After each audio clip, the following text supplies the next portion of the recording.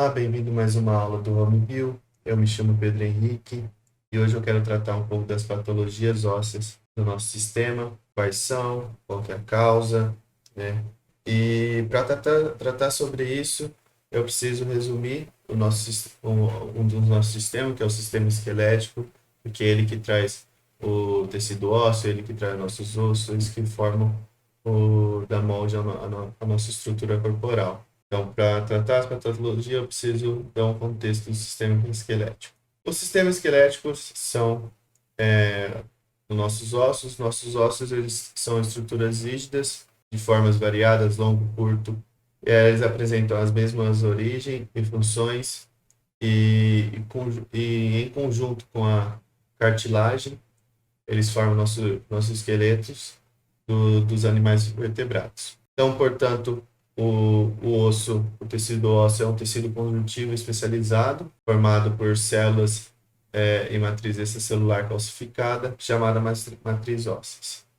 O sistema esquelético ele tem algumas funções, como alongamento e proteção de medula óssea, depósito de cálcio, fosfato e outros íons, protege órgãos vitais e suporta tecidos moles.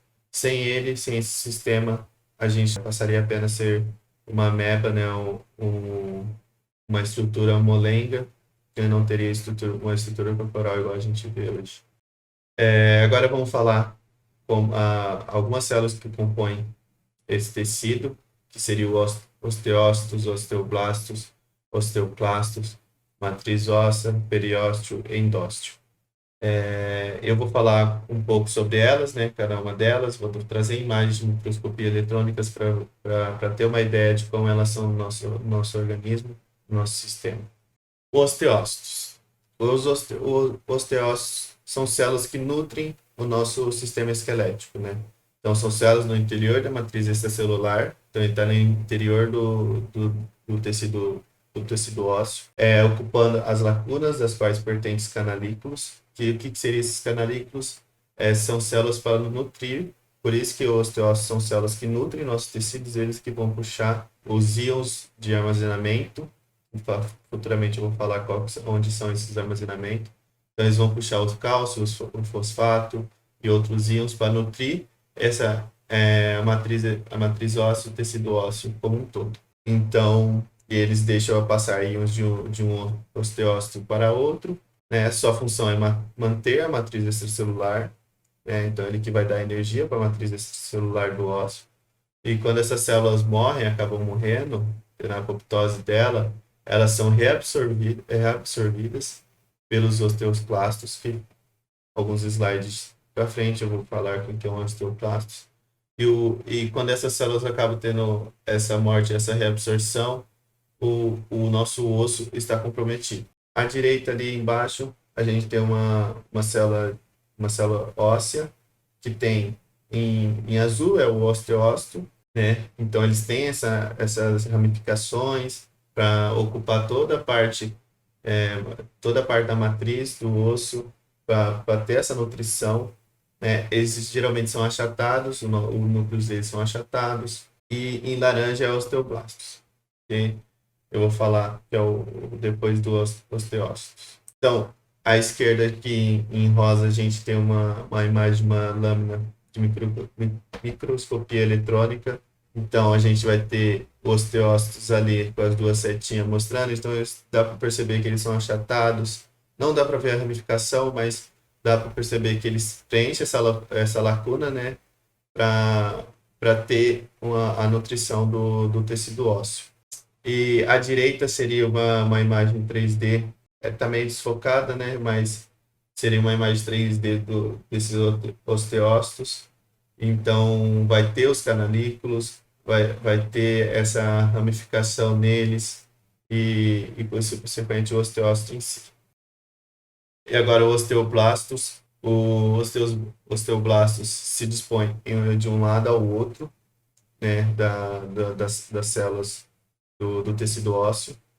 E quando estão ativos, eles são cuboides, né? Então, quando eles estão em atividade em si, tem o formato de um cubo e tem um citoplasma basófilo. Já os menos ativos, eles ficam achatados e com citoplasma menos basófilos. A função deles é sintetizar a parte orgânica da matriz, que a matriz óssea ela tem a parte orgânica e inorgânica, que futuramente eu vou falar qual é a composição delas e a função delas, e concentra o fosfato de cálcio participando da mineração da matriz óssea. Então, o osteoclasto não passa de uma parte que é onde armazena esse cálcio, né, esse fosfato e outros íons, que é onde o osteócitos, né, o anterior, ele vai buscar esses nutrientes no osteoblasto para irrigar as células do tecido ósseo. Então, uma vez aprisionada na matriz recém-formada, passa a ser dominada por osteócitos. Então, quando tem uma recém-formada, uma matriz recém-formada, né, esses osteoblastos que estavam antigamente na parte externa, né, ali da matriz, eles passam a adentrar a matriz óssea, formando osteócitos. Agora, de novo, à esquerda, os osteoblastos, né, vocês veem que eles formam, nas duas imagens dá para ver que eles formam uma barreira, assim, na matriz óssea, e na esquerda dá para ver que eles, ali os primeiros são cuboides, né, que eles vão estar mais ativos, e o finalzinho vai estar mais achatado, né, porque eles vão estar menos ativos. E ali dá para ver a ligação dos osteoblastos com osteócitos, né, para ter ali a busca desses nutrientes para irrigar a matriz óssea. E à esquerda ali seria o osteoclasto, que é o que eu vou falar agora. Osteoclastos, eles são células móveis, então estão se locomovendo pelo tecido ósseo, multinucleadas e gigantes, com extensa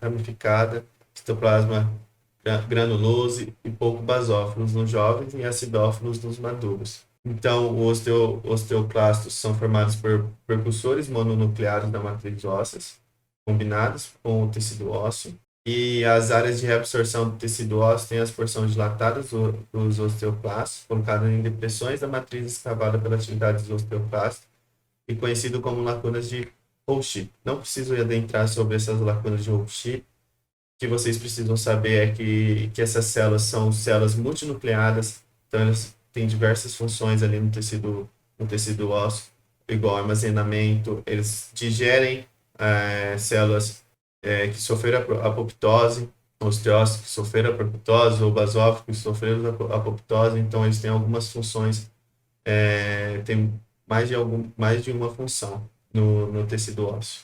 Aí é uma imagem onde tem todas as células que compõem, todas as partes de células que compõem o tecido ósseo. A gente vê os osteoplastos achatados e cuboides, a gente vê os osteócitos, né, que são achatados, onde tem as lacunas. E ali à direita a gente tem os osteoclastos, que são essas células gigantes, e dá para ver que tem 3 núcleos nesse osteoclastos, né? E elas são gigantes e elas acabam se locomovendo pela matriz. Agora, a matriz óssea, que é composta com 20% de matéria orgânica, 15% de água e 65% de mineral. Né? Nosso osso é constituído basicamente de mineral, então de cálcio principalmente. Ela, igual eu falei, ela compõe duas partes, né? Inorgânica e orgânica. A inorgânica ela tem cerca de 50% da matéria orgânica do osso. Né? Os íons mais encontrados, né, são fosfato e cálcio, mas se encontra também bicarbonato, magnésio, potássio, sódio. E a parte orgânica do osso é 95% é colágeno, do tipo 1. E para que servem essas duas partes? Porque o osso é constituído dessas duas partes, né? Porque quando você tem essa combinação de inorgânico e orgânico, quando você tem essa combinação de mineral com colágeno, ele oferece, essa combinação oferece dureza e resistência. Principalmente a flexibilidade do osso, né? Porque se nossos ossos não tivessem, se nossos ossos fossem só mineral ou só orgânico, ó, vamos começar só com mineral. Se nosso osso fosse só mineral, ele seria rígido, muito rígido. E então qualquer impacto, qualquer coisinha, ele poderia quebrar e não ter essa mobilidade que a gente tem, né? E se nosso osso fosse só orgânico, ele seria muito flexível. né? Seria como se fosse uma borracha. Então, você não teria sustentação para o nosso corpo. Então, essas duas combinações têm os dois melhores de um, né? Então, você tem resistência do mineral, né? E você tem essa parte flexível. Então, os ossos sem minerais oferecem os ossos flexíveis com a forma intacta. Porém, os ossos com minerais, mais sem o colágeno, né, da parte orgânica, oferece os ossos quebradiços. Então, isso que eu posso analisar isso com o jogador de vôlei, né? Que você salta, porque o jogador de vôlei salta alto, 1 metro, 2 metros para cima, e quando cai não acontece nada. Lógico que o corpo forte, né? Essas coisas dele, o treino dele, essas coisas acabam não correndo lesão. Porém, se um jogador de vôlei não tiver cálcio suficiente, não tiver essa parte no organismo suficiente para ele, quando ele cai, ele pode acabar se lesionando, pode acabar quebrando algum osso. E se fosse muita parte orgânica ali, muito colágeno, para ele, sem a parte do cálcio, você não conseguiria nem se locomover direito. Então, o que seria o periósteo e o endósteo? Periósteo é a parte externa do nosso osso, né, como vocês conseguem ver na imagem ao lado. O endósteo é a parte externa, é onde vai estar os poros, porque os nossos ossos, além de ser constituído por parte orgânica e inorgânica, para ajudar para não ser muito quebradiço, para a gente não ter muitas quebras de osso, a gente tem poros neles, né, dentro do nosso osso, que é onde vão ter ar para ter mais essa flexibilidade, para aguentar mais o impacto, né? Então, o periósteo e o endósteo são a parte externa e interna dos nossos ossos, do nosso tecido, e a função dele é de nutrição e fornecimento de novos osteoblastos. Aqui uma imagem que completa todas as células do sistema esquelético do tecido ósseo. O osteoblasto seria o primeiro ali da esquerda para a direita. Você pode ver que eles são uninuclear, tem cuboide ali, principalmente cuboide, né? Você vê, consegue enxergar alguns achatados, mas a maioria é cuboide. Aí logo depois a gente tem o osteoclasto, que seria essas células com multinucleadas, maiores ainda. A gente tem na matriz óssea ali, no centro ali, a gente tem os osteócitos. E ali, a última palavra ali, que seria a matriz neoformada, que seria a formação de uma nova matriz, né? O osso estaria se alongando ali, possivelmente. Que aí entraria mais osteócitos, mais osteoblastos, né, na formação dele. E agora falar, né, das patologias associadas aos nossos ossos, ao nosso sistema esquelético. Então, eu falei aqui que o osso é um tecido vivo, que está em constante atividade, né? Ele não para. E falei das funções dele, sustentação, auxílio na movimentação do corpo, proteção dos órgãos vitais. Então, nossos ossos não é estacionário, eles se continuam alterando, mesmo após a fase do crescimento, não é igual a algum sistema que a gente na fase do crescimento, a gente atinge um pico nesse sistema, esse sistema do corpo, ele não se muda, ele tem o equilíbrio dele a nossa morte. Então, mas o osso, com o passar do nosso tempo, ele vai ter essa constante mobilidade, essa constante atividade, mas com o passar do tempo, as pessoas acabam perdendo naturalmente parte da sua massa óssea, né? Então, o nosso corpo não consegue nutrir de cálcio, de mineral, de colágeno suficiente para o nosso sistema esquelético. Então, a tendência do nosso organismo é procurar fontes de nutrientes que não está sendo captada por alimento, né?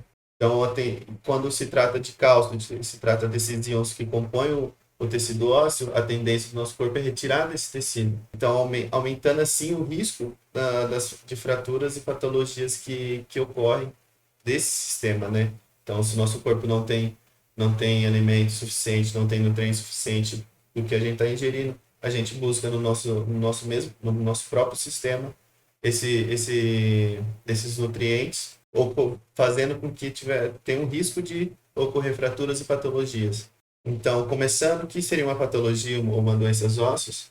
Então, seria a patologia ou doenças ósseas é o conjunto de transtornos que estão ligados ao nosso sistema, esse próprio sistema, né, o sistema esquelético, o sistema ósseo, que pode estar ligado à massa óssea, ou apenas associada ao osso. Por isso que eu queria trazer, por isso que eu trouxe esse resumo do que seria uma massa óssea, né? Dos osteoplastos, dos osteócitos, desse conjunto de células que traz o sistema ósseo.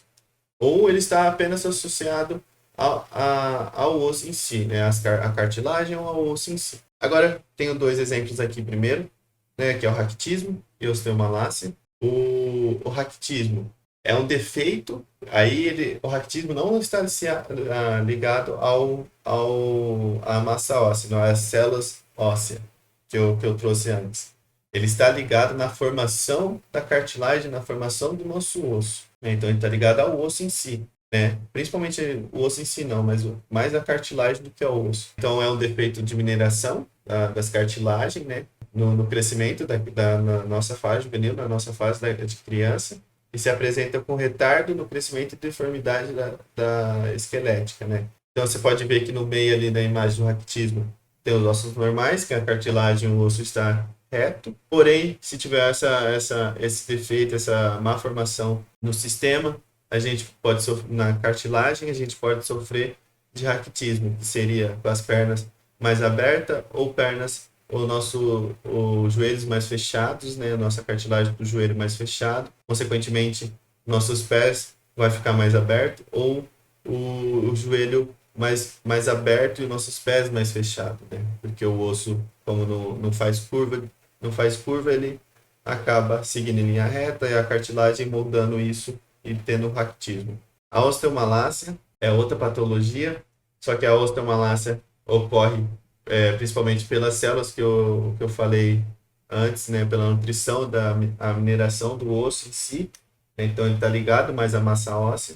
Então a osteomalácia ocorre por um defeito da mineração da matriz óssea, se apresenta na vida adulta e é uma das causas de baixa densidade de mineração óssea. Então, o que é a osteomalácia em si? Então, ela está associada com a massa óssea. Então, um osso mal formado, né, tendo essa patologia, ele vai ser mais quebradiço, ele não vai ter resistência suficiente, porque não vai ter mineração, não vai ter cálcio, não vai ter fosfato suficiente para ter um osso normal, né? Então, o osso com osteomalácia, ele vai ter perda dessa massa óssea, então ele vai acabar sendo mais quebradiço em si, mais flexível, na verdade, né? Então, mais quebradiço em si. Então, as causas do raquitismo é carência de alguns fatores, né? Como vitamina D, cálcio, fósforo. Dependência da vitamina D, então você tem que estar ingerindo vitamina D frequentemente para você não sofrer raquitismo. Quem tem essas carências de vitamina D, resistência à vitamina D, então nosso corpo pode acabar acarretando numa imunodeficiência, que você seja resistente, o corpo seja resistente a captar essa vitamina D, ou uso de alguns medicamentos na fase juvenil, né, na nossa fase de crescimento, como diuréticos, glicocorticoides, anticonvulsionantes e produtos à base de alumínio. Agora, as causas da osteomalácia tem como causa mais comum a deficiência em vitamina D, né? Que pode estar relacionada com absorção, metabolismo ou ação, podendo ocorrer em casos de baixa ingestão de alimentos. Então, se você não ingere tanto alimento com vitamina D, você pode ter uma osteomalácia, você vai ter uma má formação na sua matriz óssea. Baixa exposição solar, cirurgia do estômago ou intestino, principalmente cirurgia bariátrica, porque aí você não vai ter absorção de nutrientes suficiente para compor a matriz óssea, uso de medicamentos também, uma absorção intestinal, insuficiência renal, né? A osteomalácia principalmente está associada à deficiência da vitamina D. Agora, a osteoporose pode ser que é a mais conhecida em si. O que seria a osteoporose? Seria um osso mais frágil, né? Então, ele vai estar ligado, sim, à massa óssea, ao osteoplasto, ao osteócitos, né, a matriz óssea. Então, a osteoporose caracteriza pela diminuição global da massa óssea, né, em valores superiores a 25%, e aumenta a suscetibilidade a fraturas. Então, seu osso vai estar menos resistente, né? Você não vai ter massa óssea, não vai ter calcificação correta, então seu osso pode quebrar mais fácil.